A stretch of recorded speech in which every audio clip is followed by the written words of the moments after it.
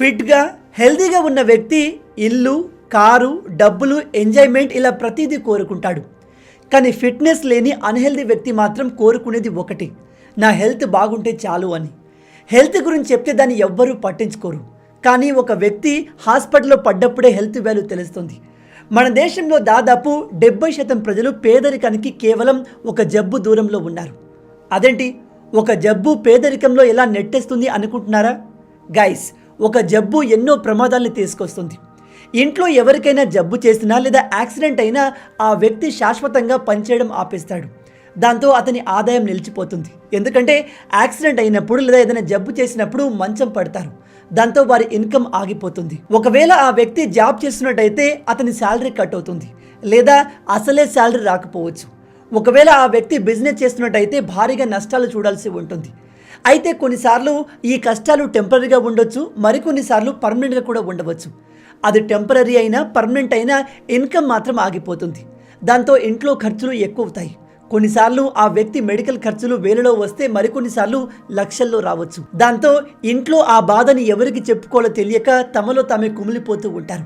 కాబట్టి ఈ SIP, mutual funds లాంటివి ఎప్పుడైనా తీసుకోవచ్చు. కానీ ప్రాణాల్ని బలి తీసుకునే జబ్బుల నుంచి, యాక్సిడెంట్ నుంచి మిమ్మల్ని మీరు కాపాడుకోవాలంటే హెల్త్ ఇన్సూరెన్స్ తప్పనిసరిగా ఉండాలి. జబ్బు ఎప్పుడు వస్తుందో, ప్రాణం ఎప్పుడు పోతుందో ఎవరికి తెలియదు. కాబట్టి ప్రతి వ్యక్తికి హెల్త్ ఇన్సూరెన్స్ ఖచ్చితంగా ఉండాలి. మీలో ఇప్పటి వరకు హెల్త్ ఇన్సూరెన్స్ తీసుకునే వారు ఎవరైనా ఉంటే ఈ వీడియో చూసిన నెక్స్ట్ మూమెంటే హెల్త్ ఇన్సూరెన్స్ తీసుకోండి. అయితే ఈ హెల్త్ ఇన్సూరెన్స్ ఎక్కడ తీసుకోవాలి, ఎంత కవర్ వరకు తీసుకోవాలి, ఎలా తీసుకోవాలి, హెల్త్ ఇన్సూరెన్స్ తీసుకునేటప్పుడు ఎలాంటి తప్పులు చేయకూడదు, ఇలాంటివన్నీ నేను ఈ వీడియోలో చెప్పబోతున్నాను. కాబట్టి వీడియోని ఏమాత్రం స్కిప్ చేయకుండా పూర్తిగా చూసి అన్ని విషయాలు తెలుసుకోండి.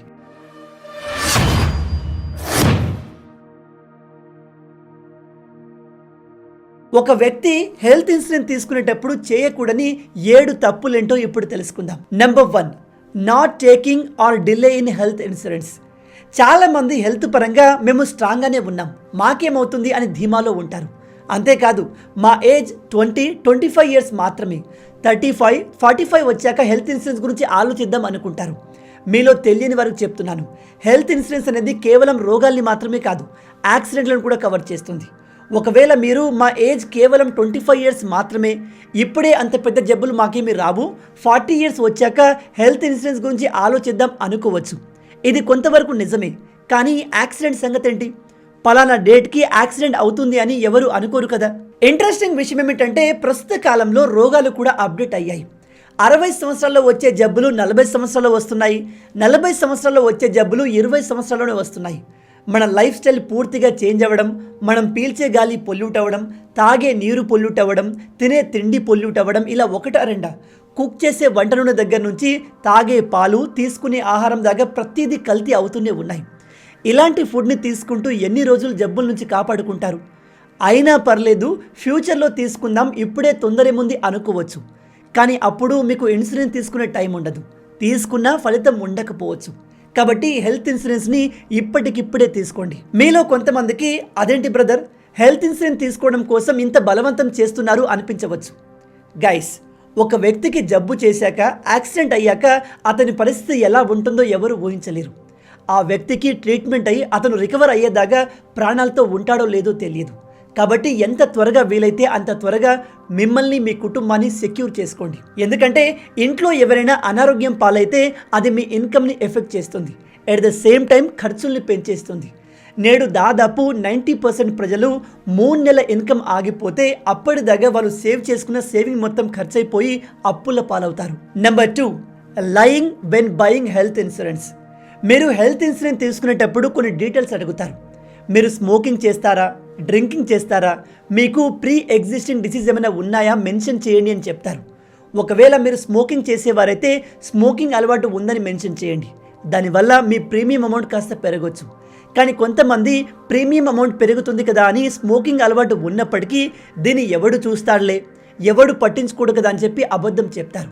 దాంతో అతను కట్టే ప్రీమియం అమౌంట్ తగ్గుతుంది. కానీ ఫ్యూచర్లో ఒక 6 నెలల తర్వాత, సంవత్సరం తర్వాత మీకు ఏదైనా జబ్బు చేసి హెల్త్ ఇన్సూరెన్స్ క్లెయిమింగ్ అవసరమైనప్పుడు మీ రిపోర్ట్లో ఇతను 4 సంవత్సరాల నుంచి హెల్త్ ఇన్సూరెన్స్ తీసుకొని ఉన్నాడు, కానీ 5 సంవత్సరాల నుంచి స్మోకింగ్ అలవాటు ఉంది, దాంతో ఇతని లంగ్స్ పూర్తిగా పాడైపోయాయని చెప్పి డాక్టర్ రిపోర్ట్లో మెన్షన్ చేస్తే మీరు 4 సంవత్సరాల నుంచి కడుతున్న ప్రీమియం జీరో అయిపోతుంది. ₹1 కూడా మీకు దక్కదు. దాంతో హాస్పిటల్ ఖర్చులు అంతా మీరే భరించాల్సి ఉంటుంది. పాలసీ క్లెయిమ్స్ అనేవి ఇలాంటి చిన్న చిన్న మిస్టేక్స్ వల్ల రిజెక్ట్ అయ్యే ఛాన్సెస్ ఉంటాయి. కాబట్టి మీ ప్రీమియం 100, 200, 300 పెరిగినా కూడా అబద్ధాలు మాత్రం చెప్పకండి. Number 3, choosing కోపే in health insurance. మీలో ఇప్పటి వరకు హెల్త్ ఇన్సూరెన్స్ తీసుకునే వారు ఎవరైనా ఉంటే హెల్త్ ఇన్సూరెన్స్ తీసుకునేటప్పుడు ఈ కోపే ఆప్షన్ని సెలెక్ట్ చేయకండి. ఇక ఆల్రెడీ తీసుకున్న వాళ్ళైతే ఒకసారి మీ డాక్యుమెంట్లో కోపే ఆప్షన్ ఉందో లేదో చెక్ చేయండి. ఇక్కడ కోపే అంటే ఇన్సూరెన్స్ కంపెనీలు కొన్ని ఇన్సూరెన్స్ పాలసీలను చీప్గా అందిస్తాయి. దాంతో మీలో చాలామందికి పాలసీ తక్కువ డబ్బులకే వస్తుంది అనిపిస్తుంది. కానీ ఆ పాలసీ డీటెయిల్స్లో కోపేగా 20% మెన్షన్ అయి ఉంటుంది. అంటే దాని అర్థం మీరు ట్రీట్మెంట్ కోసం హాస్పిటల్కి వెళ్ళినప్పుడు మీ బిల్ 1 lakh వచ్చింది అనుకుంటే ఆ ₹1,00,000 80,000 ఇన్సూరెన్స్ కంపెనీ కడితే మిగతా 20,000 మీరు జేబు నుంచి కట్టాలి. కాబట్టి హెల్త్ ఇన్సూరెన్స్ తీసుకునేటప్పుడు కోపే ఆప్షన్ని ఎట్టి పరిస్థితుల్లో సెలెక్ట్ చేయకండి. ఒకవేళ మీరు ఆల్రెడీ హెల్త్ ఇన్సూరెన్స్ తీసుకున్న వారైతే ఇప్పుడే మీ ఏజెంట్తో మాట్లాడి మీ డౌట్లని క్లారిఫై చేసుకోండి. Number 4, choosing zonal కోపే in health insurance. For example, Suresh అనే వ్యక్తి హైదరాబాద్లో ఉంటున్నాడు అనుకుందాం. అతను హెల్త్ ఇన్సూరెన్స్ తీసుకునేటప్పుడు జోనల్ కోపే ఆప్షన్ని సెలెక్ట్ చేశాడు. దాంతో అతను ఉండేది హైదరాబాద్లో కాబట్టి ఆ హైదరాబాద్ జోన్లో అతను ట్రీట్మెంట్ తీసుకుంటే క్లెయిమింగ్ ప్రాసెస్లో 100% ఇన్సూరెన్స్ కంపెనీ డబ్బులు పే చేస్తుంది. కానీ అతని ట్రీట్మెంట్ ఢిల్లీలో చేయాల్సిన పరిస్థితి ఏర్పడితే అతను హైదరాబాద్ జోన్ నుంచి బయటకు వచ్చి ట్రీట్మెంట్ తీసుకుంటున్నాడు కాబట్టి ఇన్సూరెన్స్ కంపెనీ కేవలం 80% మాత్రమే పే చేస్తుంది. మిగతా 20% ఈ సురేషే పే చేయాల్సి ఉంటుంది. కాబట్టి ఎట్టి పరిస్థితుల్లో హెల్త్ ఇన్సూరెన్స్ తీసుకునేటప్పుడు కోపే కానీ జోనల్ కోపే కానీ తీసుకోకండి. Number 5, do not choose room rent restriction in health insurance. ఇలాంటివి మనం పాలసీ తీసుకునేటప్పుడు చిన్న చిన్న అక్షరాల్లో రాసి ఉంటాయి. వాటిని చాలామంది పట్టించుకోరు. రూమ్ రెంట్ రెస్ట్రిక్షన్ అంటే ఒక వ్యక్తి హాస్పిటల్ పాలైనప్పుడు అతనికి అజ్యూరైన అమౌంట్లో రూమ్ రెంట్ 1% కంటే ఎక్కువ ఉండకూడదని చాలా పాలసీలో మెన్షన్ చేస్తారు. ఫర్ ఎగ్జాంపుల్, మీరు 5 లక్షల ఇన్సూరెన్స్ కవర్ తీసుకున్నారు అనుకుందాం. అందులో స్టార్ మార్కింగ్తో 1%కి మించి రూమ్ రెంట్ ఉండకూడదని ఉంటుంది. అంటే మీరు హాస్పిటల్లో అడ్మిట్ అయినప్పుడు ₹5,000 రూమ్ రెంట్ గల రూమ్లోనే ట్రీట్మెంట్ చేసుకోవాల్సి ఉంటుంది. కానీ మీరు పెద్ద హాస్పిటల్లో ట్రీట్మెంట్ కోసం వెళ్ళినప్పుడు ఆ హాస్పిటల్ యొక్క మినిమం రూమ్ రెంటే 10,000 వరకు ఉంటుంది. దాంతో మీరు ఇది కేవలం రూమ్ రెంటే కదా, డాక్టర్ బిల్, ఆపరేషన్ ఖర్చులు, సర్జరీ ఖర్చులు, మెడికల్ బిల్స్ వీటిని ఎలాగో పాలసీ కవర్ చేసుకుంటుంది. నేను 5 రోజులు హాస్పిటల్లో ఉంటే 25,000 కట్టేయచ్చు అని అనుకుంటారు. కానీ ఇది మీరు అనుకున్నంత సింపుల్ ఏమీ కాదు. ఒకవేళ మీరు 5 రోజుల వరకు హాస్పిటల్లో ఉండి మీకు బిల్లు 4 లక్షలు వచ్చింది అనుకుందాం. అప్పుడు మీరు అనుకుంటారు 3,75,000 పాలసీ కడుతుంది, మిగతా 20,000 నేను కడితే సరిపోతుంది అనుకుంటారు. కానీ అలా కాదు. ఇక్కడ రూమ్ రెంట్ రెస్ట్రిక్షన్ యొక్క మీనింగ్ ఏంటంటే ఇన్సూరెన్స్ కంపెనీ మిమ్మల్ని ₹5,000 బిల్ గల రూమ్లో ఉండమని చెప్పింది, కానీ మీరు ఉన్నది 10,000 రూమ్లో. దీన్ని 10:5 రేషియోలో డివైడ్ చేసి సగం మీరు కట్టాలి, సగం మేము కట్టాలని చెప్పి ఇన్సూరెన్స్ కంపెనీ చెప్తుంది. అంటే టోటల్ బిల్ 4 లక్షలు వస్తే 2 లక్షలు కంపెనీ కడితే మిగతా 2 లక్షలు మీరు జేబు నుంచి కట్టాలి. కాబట్టి రూమ్ రెంట్ రిస్ట్రిక్షన్ ఇష్యూ వచ్చినప్పుడు తీసుకుంటే ఎక్కువ లిమిట్ ఉన్న పాలసీ తీసుకోండి. లేకపోతే ప్రీమియం ఎక్కువైనా పర్లేదు, ఈ రూమ్ రెంట్ రిస్ట్రిక్షన్ కంప్లీట్గా లేకుండా చూసుకోండి. మీలో ఆల్రెడీ ఇన్సూరెన్స్ తీసుకున్న వారు ఎవరైనా ఉంటే ఇప్పటి వరకు నేను చెప్పిన ఈ 5 మిస్టేక్లు చేశారో లేదో చెక్ చేసుకోండి. అండ్ ఇప్పటి వరకు మీరు ఇన్సూరెన్స్ తీసుకోకపోయి ఉంటే నేను కింద కామెంట్లో అలాగే డిస్క్రిప్షన్లో లింక్ ఇచ్చాను. ఆ లింక్ని ఓపెన్ చేయండి. అందులో మీకు ఇన్సూరెన్స్ పైన అప్ టు 25% వరకు డిస్కౌంట్ లభిస్తుంది. అలాగే ఇందులో కేవలం నెలకు 300 నుంచి 400 రూపాయల ప్రీమియంతో ₹1,00,00,000 కవర్ ఉన్న హెల్త్ ఇన్సూరెన్స్ పొందవచ్చు.